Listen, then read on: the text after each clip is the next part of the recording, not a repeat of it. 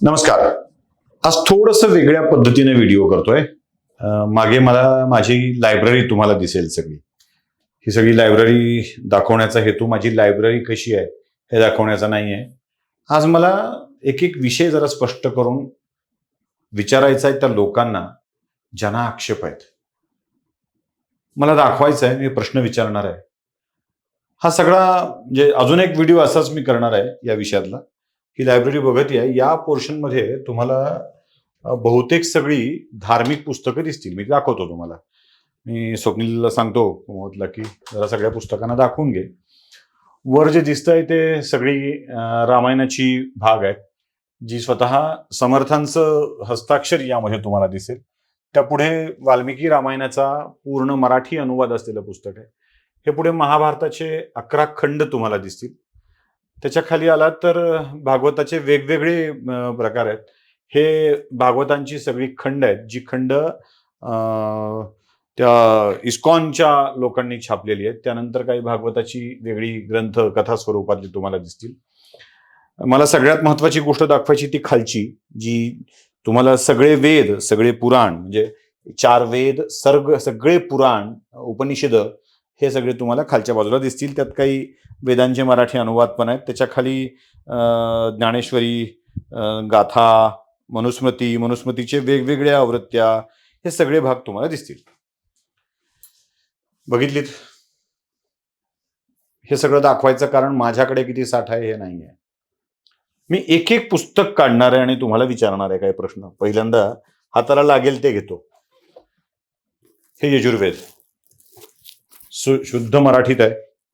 तुम्हाला हवं असेल तर सांगतो कुठून घेतलंय मी ते. पुण्यातल्या प्रसाद प्रकाशननी हा मराठी अनुवाद प्रकाशित केलेला आहे, शुद्ध मराठीत जशाच तसा. जवळपास सगळेच वेद आणि याच्यामध्ये सगळ्या कथा तुम्हाला दिसतील. ते विषय प्रश्न राहिला विचारायचा. या यजुर्वेदात कुठे असं लिहिलंय का की हिंदू धर्मच सर्वश्रेष्ठ धर्म आहे, हिंदू धर्माच्या व्यतिरिक्त कोणताही धर्म नाही? आणि सगळ्यात मोठी गोष्ट म्हणजे हिंदू धर्मातील देवतांना जो भजत नाही, त्याची पूजा करत नाही, तो पापी आहे, असं कुठे लिहिलंय का? यजुर्वेद, ऋग्वेद, सगळी उपनिषद जरा सगळं तपासून बघा. म्हणजे माझ्याकडं सगळी उपनिषद पण आहेत, पुराण पण आहेत. तुमच्या माहितीसाठी हे कालिका पुराण आहे, हे ब्रह्मांड पुराण आहे. माणसं मेल्यावर काय सांगावं असं गरुड पुराण पण आहे, काय करत होतं हे सांगणारं गरुड पुराण पण आहे. या कोणत्याही पुराणामध्ये हिंदू धर्मांच्या व्यतिरिक्त अन्य धर्माला भजणारा पापी आहे, तो वाईट आहे, त्याला मारलं पाहिजे, असं कुठे लिहिलं आहे का? मी नीट ठेवतो जरा पुस्तकं. त्यानंतर हिंदू धर्माच्या मधला सगळ्यात मोठा ग्रंथ हे सारामृत आहे. हे भागवताचं सारामृत आहे. त्यानंतर दुसरा एक पुस्तक तुम्हाला दाखवतो, हे एकनाथी भागवताचं सार आहे. हे नुसतं सार मला तुम्हाला दाखवायचं नाही आहे, तर श्रीमद भागवताचं हे पतिसूत एकनाथ विरचित प्राकृत भागवत आहे. पूर्णतः प्राकृत भागवत आहे, एकनाथांनी लिहिलेलं. एवढंच नाही तर इथे पूर्ण भागवताचे खंडच्या खंड तुम्हाला इथे बघायला मिळतील. या खंडामध्ये कधी कुठे असं दिसतंय एखादी कथा, ज्या कथेमध्ये तोडण्यासंबंधी, कुठल्या धर्माला वाईट म्हटलेलं असं कुठे आढळतंय? मला वाटतं साधारण वर्षभराच्या आधी 1 वर्ष मी महाभारताची कथा सांगितली होती. या महाभारताच्या कथेमध्ये कुठे कृष्णाने मी एकटाच सर्वश्रेष्ठ आहे आणि मला न भजणारा पापी आहे असं सांगितल्याचं मला तरी दिसलं नाही. तुम्हाला दिसलं तर सांगा. अशाच कुठल्याशा ग्रंथामधला एक श्लोक आहे. श्लोक फार सुंदर आहे. आकाशात पतितं तोयम यथा गच्छति सागरम सर्वदेव नमस्कारम केशवम प्रतिगच्छति. आकाशातून पडलेलं पाणी नद्यानाद्यांनी वाहत जात सागराला जसं मिळतं, तसं कोणत्याही देवाला केलेला नमस्कार हा केशवाच्या पर्यंत पोचतो. ईश्वराला म्हणजे मला अनन्य भावानी शरण जा असं सांगणारा माझा धर्म, माझा हिंदू धर्म, सनातन हिंदू धर्म कधीच कुठेच कोणाविषयीच वाईट गोष्ट सांगत नाही. वेगवेगळ्या स्मृती, वेगवेगळ्या पुस्तकांना आपण बघूया. यातला हा शुक्ल यजुर्वेद, त्याचा मराठी अनुवाद, पुढे याज्ञवल्क्य स्मृतीचा मराठी अनुवाद, माझ्याकडे ऋग्वेदाचा मराठी अनुवाद आहे, पूर्ण मराठी अनुवाद आहे ऋग्वेदाचा. त्यानंतर अथर्ववेदाचा मराठी अनुवाद आहे. हे बघा, हे अथर्ववेदाचा मराठी अनुवाद. 4ही वेद आहेत, मराठी अनुवाद आहेत, मूळ प्रती आहेत, सगळंच आहे.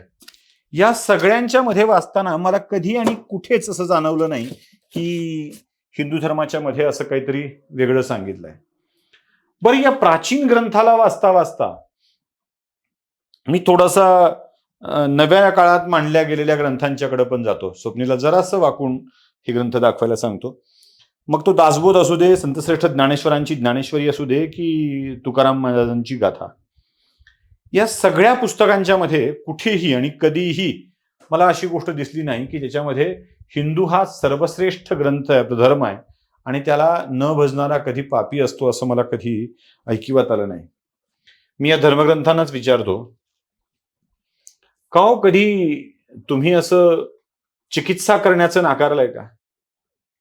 म्हणजे रामचंद्रांच्या वरती केलेली चिकित्सा, सीता त्यागावर केलेली, लोकांनी केलेली चिकित्सा, यावर कधी या ग्रंथामध्ये आक्षेप व्यक्त झालाय अथवा असा आक्षेप व्यक्त करणाऱ्याला शिक्षा देण्यास सांगितलंय?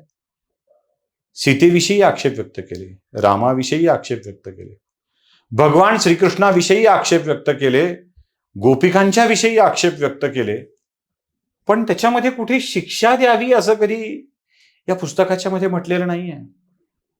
का म्हटलं नसेल? असं का झालं असेल की या लोकांना शिक्षा द्यावी वाटलं नाही? कारण माझा ग्रंथ आहे ना, तो कधी मला असा शिक्षा द्यायला शिकवत नाही. मग मी विचार करतो की ज्या धर्माला लोक नाव ठेवतात त्या धर्माची स्थिती काय आहे, त्या धर्मांची स्थिती काय, ज्या धर्मातील लोक नाव ठेवतात त्याची स्थिती काय आहे. नबी की शान में गुस्ताखी, सर तन से जुदा, कुठून आलं? माझ्या धर्मात तर हे नाही आहे. मग मजहब आणि रिलिजन मध्ये हे येतं कुठून? एक पुस्तक मला दाखवा ज्याच्यामध्ये दुसऱ्याचा तिरस्कार करायला शिकवलेला आहे. एक पुस्तक माझ्या धर्माचं.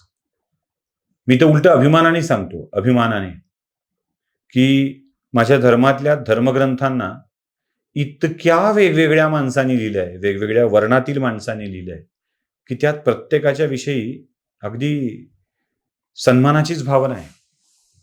एक पुस्तक दाखवतो आणि त्यावर बोलतो, म्हणजे अगदी नेहमी जे मी सांगत आलोय ते.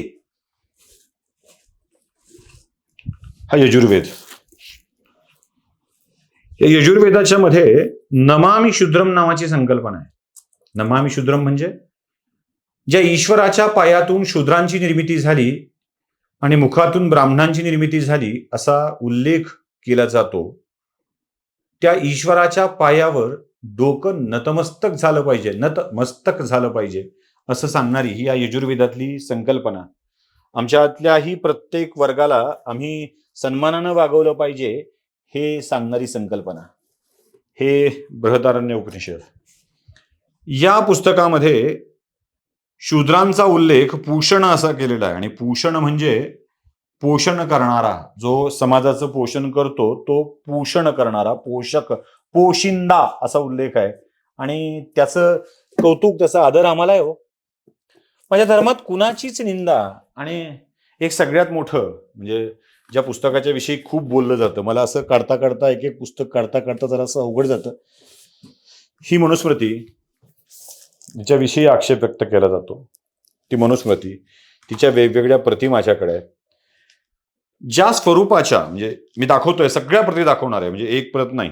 म्हणजे कसं करतं तर माझ्याकडे प्रत आहे म्हणून नाही, मला अजून बऱ्याच गोष्टी दाखवायच्यात म्हणून, विचारायच्यात म्हणून ही मनुस्मृती. हे तिसरं अजून एक पुस्तक आहे मनुस्मृतीचं माझ्याकडे. त्या दाखवणं यासाठी आवश्यक आहे की बाबांनो जरा सांगा तरी तुमच्या मनात काय आहे ते. हे अजून एक, हे एक, ही आर्य समाजाच्या वतीनं प्रकाशित करण्यात आलेली विशुद्ध मनुस्मृती. 2, ही स्वामी वरदानंद भारती यांनी प्रकाशित केलेल्या मनुस्मृती, त्यांनी लिहिलेली मनुस्मृती सटीप आहे. आणि ही एक अशी खूप जुनी प्रत जी सार्थ आहे, म्हणजे नुसतं माझ्याकडे ती झेरॉक्स प्रत मिळाली, जी मूळ प्रत मिळाली नाही म्हणून मी झेरॉक्स करून ठेवलं. याच्यामध्ये तुम्हाला काही मार्कर दिसतील, बुक मार्क दिसतील. माझा एक साधा प्रश्न आहे. या मनुस्मृतीमध्ये जे तुम्ही आक्षेप घेता ते कृपया श्लोकाच्या सहित सांगा. संभाजी महाराजांना दिली गेलेली शिक्षा कुठेच नाही, मनुस्मृतीप्रमाणे होती, कुठेच नाही. किंवा स्त्रियांच्या विषयी जे श्लोक सांगितले जातात, कसं आहे माहित आहे, श्लोकांचे अर्थ अभ्यास केलेल्याने सांगावेत, अभ्यास न केलेल्याने नाही. त्याचं कारण असं आहे की गडबड होण्याची शक्यता असते. ते एक श्लोक सांगितलं, पूरतो मारतो यस्य, त्याच्यामध्ये ते वामे तू जनकात्मजा, म्हणजे वाम बाजूला असलेली जनकात्मजा म्हणजे सीता, असा त्याचा मूळ अर्थ. पण हे काय सांगायचं, पुढून मारुती येतोय आणि वा जनका तुझी मजा आहे, असे जर अर्थ तुम्ही सांगणार असाल तर या अर्थाला काही अर्थच उरत नाही. कोणत्याही धर्मग्रंथात हे असं सांगितलेलं नाहीये. तुम्हाला एक गंमत सांगतो. मी जसं मगाशी उदाहरण दिलं ना की नबी की शान में गुस्ताखी सरतन से जुदा, काफिराचे पाय छाटा, डोळे छाटा, तो ज्या अवयवाने अवमान करतोय त्याला इजा पोचवा, हे जे सगळं सांगितलं ना, त्याच्यामध्ये मला अजून एक सांगायचं आहे. असं कुठेही या धर्मग्रंथात असेल तर जरा मला सांगा. नंबर 2, गॅलिलिओची कहाणी तुम्हाला माहित आहे का? गॅलिलिओ म्हणायचा, सूर्य स्थिर आहे आणि पृथ्वी त्याभोवती फिरते, पृथ्वी गोल आहे आणि ती सूर्याभोवती फिरते. त्या काळातली धर्माधिष्ठित रिलिजनवाली व्यवस्था, मजहबवाली व्यवस्था, धर्मवाली नाही, रिलिजनवाली व्यवस्था, मजहबवाली व्यवस्था, पृथ्वी चपटी आहे आणि तिच्या भोवती सूर्य फिरतो असं मान्य करतोय. ती गोल आहे मान्य करायला तयार नव्हते, कधीच मान्य करायला तयार नव्हते. गॅलिलिओवर दबाव आणला पण त्यानं नाही ऐकलं.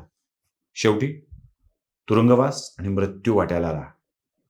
आजही त्याला तुरुंगवास आणि मृत्यू देणारे कट्टर रिलिजियस लोक ते सत्य स्वीकारायला तयार होत नाहीत.